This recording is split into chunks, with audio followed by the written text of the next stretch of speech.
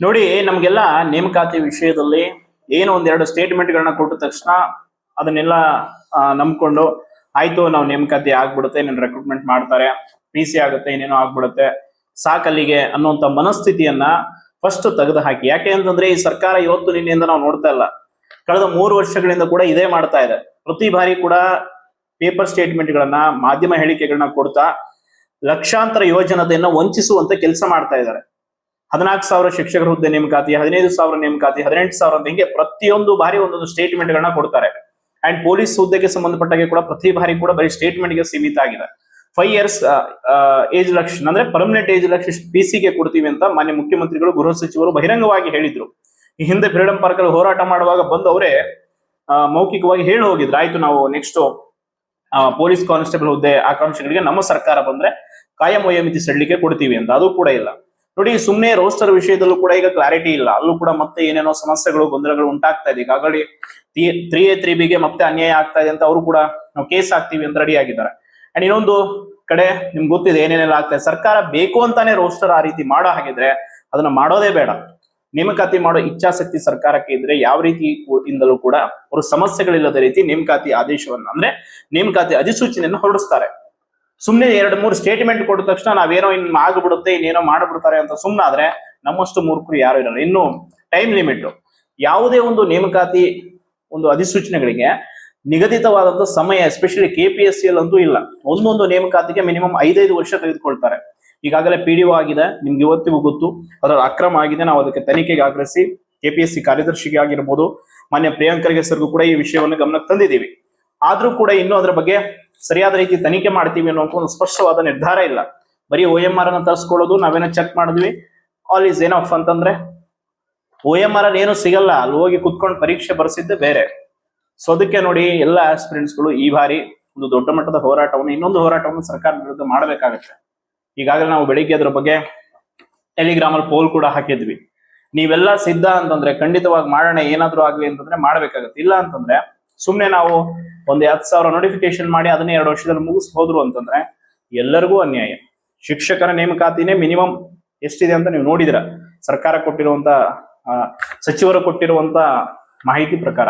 And police ಇಲಾಖೆ ನೇಮಕಾತಿ, ಆರೋಗ್ಯ ಇಲಾಖೆ, ಕಂದಾಯ ಇಲಾಖೆ, ಇನ್ನು ಹಲವಾರು ವಿವಿಧ ರೀತಿಯಾದಂತ ಹುದ್ದೆಗಳು ಖಾಲಿ ಇದೆ. ಸೊ ಎಲ್ಲವನ್ನ ರೆಕ್ರೂಟ್ಮೆಂಟ್ ಮಾಡೋದಕ್ಕೆ ಸರ್ಕಾರದ ಕಡೆಯಿಂದ ಪಾಸಿಬಲ್ ಇದೆಯಾ? ಹಾಗಾದ್ರೆ ಸುಳ್ಳು ಭರವಸೆಯನ್ನು ಕೊಟ್ಟು ಇವರು ಚುನಾವಣೆಯಲ್ಲಿ ಗೆದ್ದು ಈಗ ಬೇರೆ ವರಸೆಯನ್ನು ತೋರಿಸ್ತಾ ಇರೋದು ಯಾಕೆ?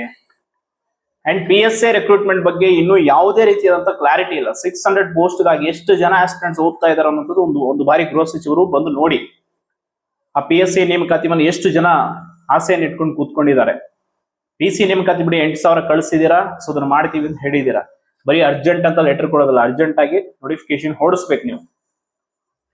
ಆ ನೀಟ್ ಪರೀಕ್ಷೆ ಅನ್ಯಾಯದ ವಿರುದ್ಧ 16ರಿಂದ 18 ವರ್ಷದ ಯುವಜನತೆ ಬಂದು ಬೀದಿಗಳಿಗೆ ಹೋರಾಟ ಮಾಡ್ತಾ ಇದ್ರೆ, ನಾವೆಲ್ಲ ಡಬಲ್ ಡಿಗ್ರಿ ಗ್ರಾಜುಯೇಷನ್ ಮಾಡ್ಕೊಂಡು ಇನ್ನೂ ಮುಖ ಮುಚ್ಕೊಂಡು ಲೈಬ್ರರಿ ಕುತ್ಕೊಂಡು ಓದ್ತೀವಿ, ಏನಾದ್ರೂ ಅನ್ಯಾಯ ಆಗಲಿ. ಇನ್ KS ವಿಷಯದಲ್ಲಿ ಅಷ್ಟೆಲ್ಲ ಧೈರ್ಯವಾಗಿ ಮುಂದೆ ಬಂದು ನಿಂತು ಒಂದು ಪ್ರೆಸ್ ಮೀಟ್ ಮಾಡೋದಾಗಿರ್ಬೋದು, ಪ್ರತಿಯೊಂದು ಹೇಳಿದೆ. ಪ್ರತಿ ಜಿಲ್ಲೆಯಲ್ಲಿ ಯಾರಾದ್ರೂ ಒಂದು ಅದ್ರದ್ದು ಉಸ್ತುವಾರಿ ತಗೊಳ್ಳಿ, ನಿಮ್ಗೆ ಸಾಕ್ಷಿಗಳು ಎಲ್ಲವನ್ನ ಕಳಿಸ್ಕೊಡ್ತೀವಿ, ಪ್ರೆಸ್ ಮೀಟ್ ಮಾಡಿ. PDOದು ಅಷ್ಟೇ, ನೇರವಾಗಿ ಹೆಸರನ್ನೇ ಬಹಿರಂಗ ಪಡಿಸ್ತೆ, ಯಾವುದಕ್ಕೂ ಎದುರದೆ. ಅದಕ್ಕೂ ಕೂಡ ಬೆಂಬಲವಾಗಿ ನಿಲ್ಲಲ್ಲ ಅಂತಂದ್ರೆ ಮತ್ತೆ ನಾಳೆ ಇನ್ನೊಂದು ಯಾವ್ದೋ ಅಕ್ರಮ ಆದಾಗ ಹೆಂಗ್ ಬಂದ್ ಮಾತಾಡ್ತೀರಿ? ಯಾವ ಮುಖ ಇಟ್ಕೊಂಡು? ಆಗಿರೋ ಕಣ್ಣು ಮುಂದೆ ಇರೋ ಅನ್ಯಾಯವನ್ನೇ ನೀವು ಕ್ವಶನ್ ಮಾಡಕ್ ಆಗಿಲ್ಲ ಅಂದ್ರೆ ನಾಳೆ ಇನ್ನೊಂದು ಅಕ್ರಮವನ್ನು, ಇನ್ನೊಂದೇನೋ ಎಸಗಿದ್ರು ಕೂಡ ನಾವೇನು ಕ್ವಶನ್ ಮಾಡಕ್ ಆಗಲ್ಲ. ಸೊ ನೇಮಕಾತಿ ಅಂದ ತಕ್ಷಣ ಖುಷಿ ಆಗ್ಬಿಡೋದು, ಸುಮ್ಮನೆ ಆಗ್ಬಿಡೋದು, ಮತ್ತೆ ಒಂದು ವಾರ ಆದ ತಕ್ಷಣ ಮತ್ತೆ ಹೋರಾಟ ಮಾಡಿ ಅನ್ನೋದಲ್ಲ.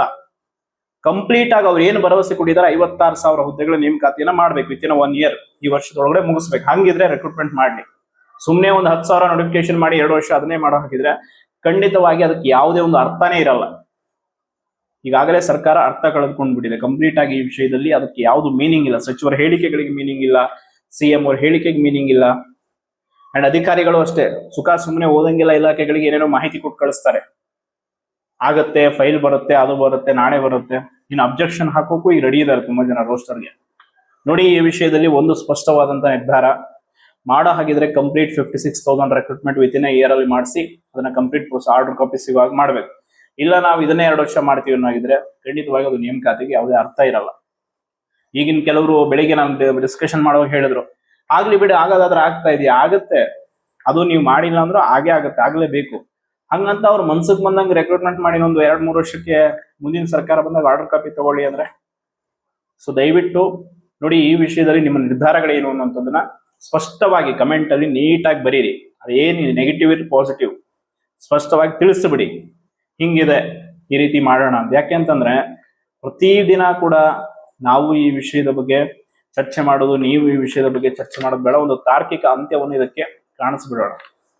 ಸೊ ಪ್ರತಿನಿತ್ಯ ಕೂಡ ಎಷ್ಟು ನೋವಾಗ್ತಾ ಇದೆ ಅಂತಂದ್ರೆ, ಕಾಲಲ್ಲಿ ಹರಿದು ಚಪ್ಪಲಿ ಹಾಕೊಂಡು ಹೊಟ್ಟೆ ತುಂಬಾ ಊಟ ಮಾಡದೆ ಎಲ್ಲೆಲ್ಲೋ ಲೈಬ್ರರಿಗಳ ಮುಂದೆ ಕೂತ್ಕೊಂಡು ಎಷ್ಟೋ ಕಣ್ಣೀರ್ ಹಾಕೊಂಡು ಕಷ್ಟ ಪಡೋದು ಬೇಡ. ಇವ್ರು PSI ನೋಟಿಫಿಕೇಶನ್ ಅಲ್ಲಿ ವೇಕೆನ್ಸೀಸ್ ಇಲ್ಲ ಅಂದ್ರೆ ಹೆಂಗ್ ನೋಟಿಫಿಕೇಶನ್ ಮಾಡ್ತಾರೆ ಹೇಳಿ? ಇನ್ನು VAO 500 ಆಲ್ರೆಡಿ ಅಪ್ರೂವ್ ಆಗಿದೆ ಫಿನಾನ್ಸ್ ಇಂದ, ಆರ್ಥಿಕ ಇಲಾಖೆ ಅನುಮೋದನೆ ಕೊಟ್ಟು ಬಿಟ್ಟಿದೆ. ಸೊ ನೀನ್ ಬರ್ತಿ ನೇಮಕಾತಿಗೆ ಅಧಿಸೂಚನೆ ಹೊರಡಿಸೋದು. ಈಗ ಆಲ್ರೆಡಿ KA 708 ಮಾಡಿದ್ರಿ, ಅದೇ ರೀತಿ VAO ಕೂಡ ಇಮಿಡಿಯೇಟ್ ಆಗಿ ನೋಟಿಫಿಕೇಶನ್ ಮಾಡಕ್ಕೆ ಏನ್ ಸಮಸ್ಯೆ? ಕಂದಾಯ ಸಚಿವರಿಗೆ ಈಗಾಗಲೇ ಈ ಬಗ್ಗೆ ಗಮನಕ್ಕೂ ಕೂಡ ತಂದಿದೀವಿ, ಆ ಲ್ಯಾಂಡ್ ಸರ್ವೇರ್ದು ಕೂಡ ಹೇಳಿದೀವಿ. ಸೊ ಆಲ್ರೆಡಿ ಫೀಸ್ ಕಟ್ಸ್ಕೊಂಡು ಅಪ್ಲಿಕೇಶನ್ ಹಾಕ್ಸ್ಕೊಂಡು ಎಲ್ಲ ಆಗೋಯ್ತು. ಬಟ್ ರೆಕ್ರೂಟ್ಮೆಂಟ್ ಮಾಡಕ್ ಮಾತ್ರ ರೆಡಿ ಇಲ್ಲ ನೋಟಿಫಿಕೇಶನ್.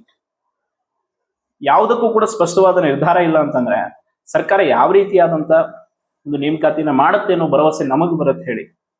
ಸೊ ಅದಕ್ಕೆ ಈ ವಿಷಯದಲ್ಲಿ ಒಂದು ಕ್ಲಾರಿಟಿ ಬೇಕಿದೆ. ಈಗ ಮುಂದಿನ ವಾರ ನಮ್ಗೆ CM ಅವರ ಭೇಟಿಗೆ ಒಂದು ಅವಕಾಶ ಕೊಡ್ತೀನಿ ಅಂತ ಹೇಳಿದ್ದಾರೆ. ಸೊ ಅವಕಾಶ ಕೊಟ್ರೆ ಖಂಡಿತವಾಗಿ ನಾವು ಈ ಪ್ರಶ್ನೆಗಳು ನೇರವಾಗಿ ಕೇಳ್ತೀವಿ. ನಾವ್ ಯಾವ್ದೋ ಹೋಗಿ ಅವರಿಗೆ ಖುಷಿಯಿಂದ ಏನೋ ಮಾತಾಡಿ ಅವ್ರ ಜೊತೆ ಫೋಟೋ ಏನೂ ಇಲ್ಲ. ನಮಗ್ ಬೇಕಿರೋದು ನೇಮಕಾತಿ ಆಗ್ಬೇಕಾಗಿದೆ. ಸೊ ಅದು ಕರೆಕ್ಟ್ ಆಗಿ ನಿಮ್ಮ ಸಚಿವರ ಗಮನಕ್ಕೆ ತನ್ನಿ. ಸಚಿವರು ಬರೀ ಪೇಪರ್ಗಳಲ್ಲಿ ಮಾಧ್ಯಮ ಹೇಳಿಕೆಗೆ ಮತ್ತು ಸೀಮಿತ ಆಗಿದ್ದಾರೆ. ಆ ಶಿಕ್ಷಣ ಸಚಿವರಂತೂ ಬರೀ ಸಂಖ್ಯೆಗಳನ್ನ ಹೇಳ್ತಾರೆ, ಆ ಸಂಖ್ಯೆಗಳಲ್ಲೂ ನಿರ್ದಿಷ್ಟತೆ ಇಲ್ಲ.